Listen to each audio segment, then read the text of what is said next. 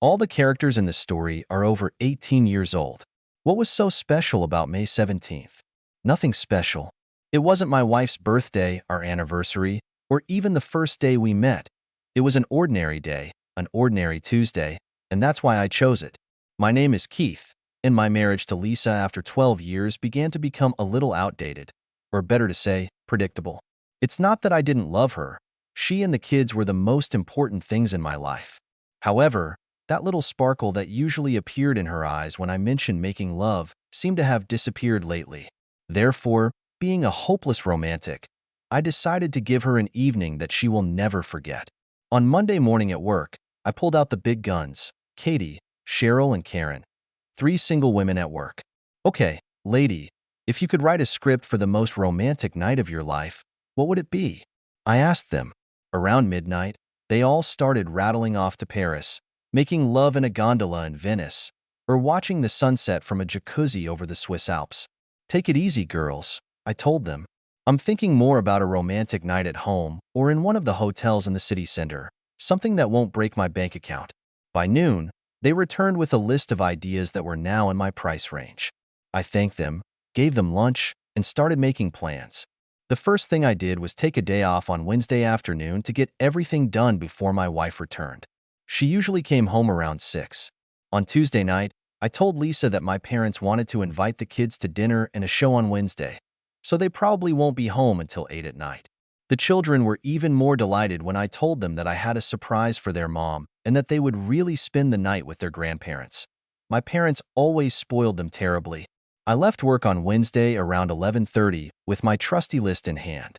This was followed by a trip to the store. The flower girl looked at me strangely when I asked her for 2 pounds of rose petals, until I told her what I was going to do with them. "You must love your wife very much to go to all this trouble for her," she said when I left the rose petals in my hand. Finally, I booked a table at Lisa's favorite steakhouse. I figured we'd need some food by 8, and if we decide to cancel dinner, I'll make sure we have steaks in the fridge to roast on the patio. Finally, everything began to come together. I returned home, hid the car behind the house, and brought everything to the kitchen. It's 2:30. That gives me an hour to get everything ready, I told myself.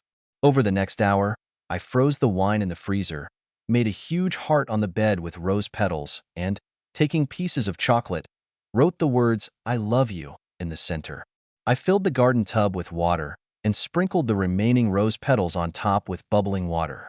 I put the wine in an ice bucket on my side of the bed and put a card on her bedside table next to the reading lamp. I dimmed the overhead light, opened a bottle of wine, and poured 2 glasses. I put our portable CD player on the dresser and decided that I would turn it on after she entered the bedroom. The last thing I did was take a shower and shave. At exactly 3:25 a.m., I heard her car pull up. I was more than ready. I closed the bedroom door, holding 2 glasses of wine in my hands, and waited for her to come upstairs. I heard muffled laughter and what sounded like a pack of horses coming up the stairs as they burst through the bedroom door. They were making love. It was Lisa and her son from her first husband, Rick. Do you know how long 4.75 seconds last? It's like one huge sigh when your eyes meet hers, or 3 strokes of a broken heart, but enough time to destroy the romantic mood and destroy the marriage. It took Lisa's brain 1.5 seconds to determine that something had changed when she ran into our bedroom. Her brain then sent a pulse to her voice box, which took about 2 seconds for her to utter the words, "Oh my God." If it wasn't a world record for the destruction of a marriage, then it should have been at least the second. Rick, seeing what was happening, turned around and ran to the front door. He disappeared in less than 45 seconds. On the contrary, I watched Lisa start crying and fall to her knees. I pour the contents of both glasses onto the bed, go to the closet and start getting dressed, all the while listening to Lisa tell me how sorry she is and how much she loves me. It took me about 5 minutes to get dressed and tell her that it was in her best interest that she leave before I got back. I went downstairs, got in the car, and drove to the nearest place where I could have a drink. I couldn't believe what she was doing to her own son. And so I'm sitting at Tony's and finishing my 4th beer, wondering what my next step will be. At 6:30, I returned to my now quiet and empty house. The front door was unlocked, and Lisa's car was nowhere to be found. I went to our bedroom. It was almost the same as when I left. The garden tub was working, the wine, the postcard, the chocolate were there, untouched. Lisa's closet was open, as were several drawers. I sat down on the bed and tried to put my thoughts in order when my cell phone rang. I turned it off without answering because I wasn't in the mood to talk to anyone right now. I know I have to replace the mattress in the guest room, I said to myself when I woke up the next morning. I showered, shaved, and went to work, but on the way to my office I looked more like a zombie. Well, how did it go? All three girls shouted as they ran into my office. From the way you look, it must have been a hell of a night, Karen giggled, elbowing the other two. Oh, it was, I replied, telling them a short version of last night. What are you going to do? Cheryl asked. To survive and take care of my children, I muttered. So if you don't mind, please keep quiet about it. I don't want to be the laughing stock of the whole office, I told them. They left, telling me how sorry they were, and that if I needed to talk to someone, they were always there. I thanked them and closed the office door. Bank accounts, credit cards, life insurance policies, all of them were closed or changed by 9:30 a.m. Then I called my parents and said that Lisa and I were having some problems and asked if they could leave my children until the weekend. They were saddened to hear about it and were more than happy to watch the children. Checking my cell phone, I found 20 messages from Lisa. I threw them all away. The lawyer gave me the name of a good lawyer at a reasonable price, if possible, and I made an appointment for Friday morning. You'll never really know how screwed up you are until you spend 2 hours with a divorce lawyer, until he outlines your options, or lack thereof. It was your word against hers. Lisa and son Rick hadn't done anything yet when you caught them, and you can't kick her out of the house because it was her house too. You know, what really pissed me off was that she would most likely get custody of the kids, the house, and at least 40% of what I earned after taxes. He offered marriage counseling, or at least a cooling-off period before I did anything. Look, Keith, no matter what you do, you're going to be paying child support for the next 8 years at least, plus the house payments.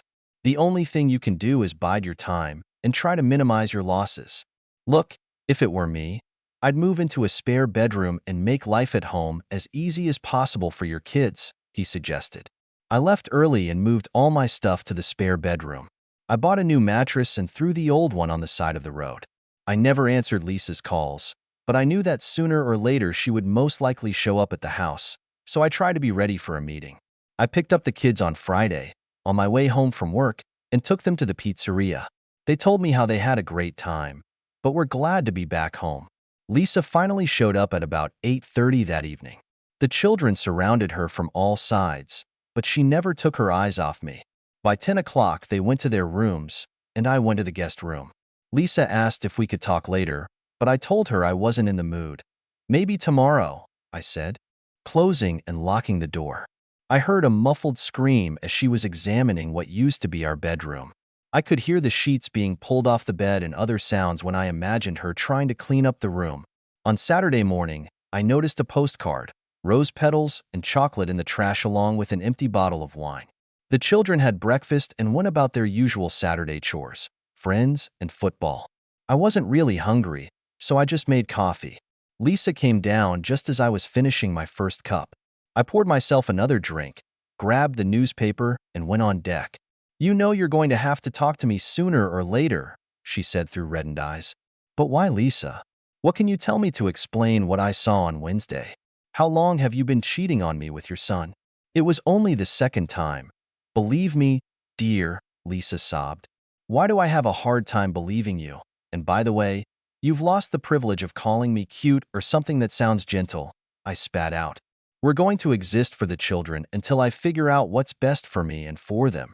It looks like you've already made your choice. Then Lisa ran into the house, and I finished my coffee and tore up the newspaper in a rage. For the next 2 weeks, work sucked, but at least it wasn't as bad as my home life. Someone had blabbed at work, and now all I got were these pitying looks from all the women in my office every time I walked past them. My boss wanted to know if I needed personal free time, but I told him that I was coping with it and that I needed a job to stay sane. The children realized from the first day that something had happened and asked if they had done anything wrong. Children, your mother and I are going through a difficult period, but everything is fine. Believe me, I told them, but it was not so. Lisa tried to get me to talk, but I didn't feel anything for her anymore. Get your coat. We're leaving, she announced. I looked up to say something, but she stopped me. Maybe you don't understand. It's not a request. Grab your damn coat. We're getting out of here, she announced. When Cheryl and I arrived at Anthony's, two more of the formidable trio, Katie and Karen, were sitting at a table in the corner. After ordering a drink, Cheryl started on me. You have to come to your senses, Kit, she began. You've been pale for the last 2 weeks. I have my reasons, so why don't you just fuck off? I almost shouted back at her. Fuck off, you're not talking to Lisa, Karen replied. Or are you going to wallow in self-pity for the rest of your life? I want everything to be the way it was before it happened, I said, looking at my glass. I thought you said your marriage was outdated and you wanted to revive it, Katie asked. Do you really want to go back to your boring life? Do you love her? What about her adult son? I love and hate her at the same time, I shouted. I just don't know what to do or even where to start. Let's eat, and then we'll figure it out, Cheryl said, beckoning the waiter over. The first thing we need to do is level the playing field. Lisa is still at your house and returns to work every day. Her son, on the other hand, is coming home to her, even though he ruined your marriage, Cheryl said. It's time for you to get your life back. By the end of the evening, I felt better, and they were right. I had to do something. I couldn't let it go on. It was tearing me apart. Lisa wanted to know where I was when I got home. Here, what's it to you? I shouted as she went crying into her bedroom. The next day, I met with my lawyer, Randy. I thought you were going to wait for a divorce, he asked. Yes, I want to sue the company where her son Rick and Lisa work, I told him. Look, Keith, you don't have hard evidence. I told you so. I know, but they work for a public company. I don't think they want bad press. Besides, even though Lisa wasn't at work, don't most managers work until 5? Isn't there a moral clause in most corporate laws? Randy said it would take a couple of days for everything to be finalized and the paperwork filed, but he would warn me when the case went down. For the next 3 days, I was the same whale. I joked with people at work, had fun with the kids, and even started talking to Lisa again, which made her life a little easier. Randy called on Thursday and said that their company had been serviced, but I asked him to wait with Rick's papers until we agreed with their company. By the following Tuesday, Randy and I were already sitting in the conference room, opposite the CEO and his manager. We've reviewed the documents, and it looks like you forgot to include any documents about the alleged incident, the manager began. Then he said something about frivolous lawsuits and was quite surprised when I got up and headed for the exit. I think I'll see you in court then, I said, getting up from my chair. You know, we're going to take statements from all the office employees, I said calmly. How many of them do you think knew what was going on? All I have to do is find 1 or 2, I told them. And how many managers do you think will protect Rick? Good luck, gentlemen, I said, walking out with Randy. On Wednesday, I was sitting at my desk when Randy called. They want to sort out, or as they put it, what it takes to make this mess go away, he told me. Well, I asked for $250,000, attorney's fees, and for both of them to be transferred to other state offices. That should cover everything, I told him.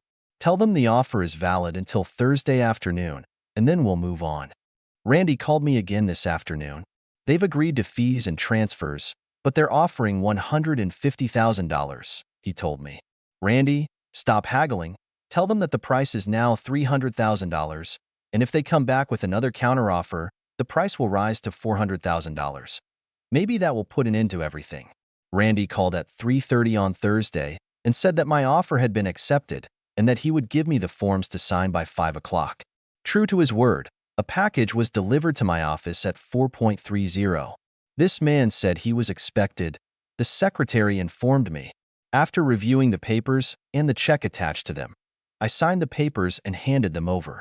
If someone is looking for me, then I'm gone for the whole day, I told her as I left the office. In the car on the way home, I quickly called Randy.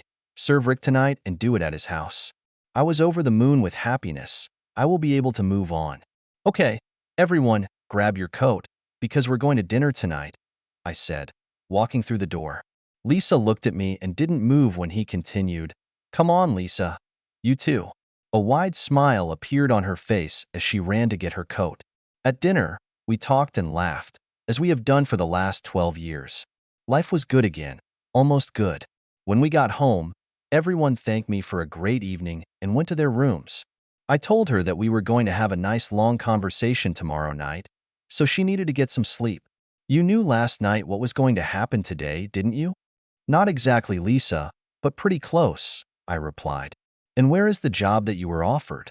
I asked. It looks like my services are no longer needed here, and that it was either New Jersey or I was out of a job, she explained. I told them that they would never transfer me there, and then they handed me a severance package and gave me 20 minutes to clean the table, she sobbed. I gave them 8 years and 20 minutes later I was out the door, she said, sitting on a kitchen chair and sobbing. Where is your friend Rick being transferred to? I asked. Flint, Michigan, she said, staring at the floor. It couldn't have happened to a nicer guy, I said, smiling. Well, Lisa, this is how the next phase will go, I said, pulling up my chair. If you want to be a part of this family, here are the conditions. First of all, you need to be examined for diseases and bring me a health certificate. Then you'll take a polygraph test, and to help you, I'll even ask all the questions in advance, I said, handing the paper across the table. As you can see, they start very easily, but they become more difficult down the list. By the time she got to the last group, she started crying. Am I the biological father of my 2 children? Why was she cheating?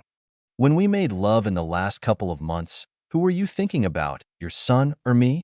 How many times have you lied to me in the last couple of months? How many affairs have you had? Do you still love me? You have a meeting tomorrow at 9, I said. And if you get through this without too many surprises, we have an appointment with the marriage counselor for Saturday morning. Lisa just sat and cried, turning over the questions.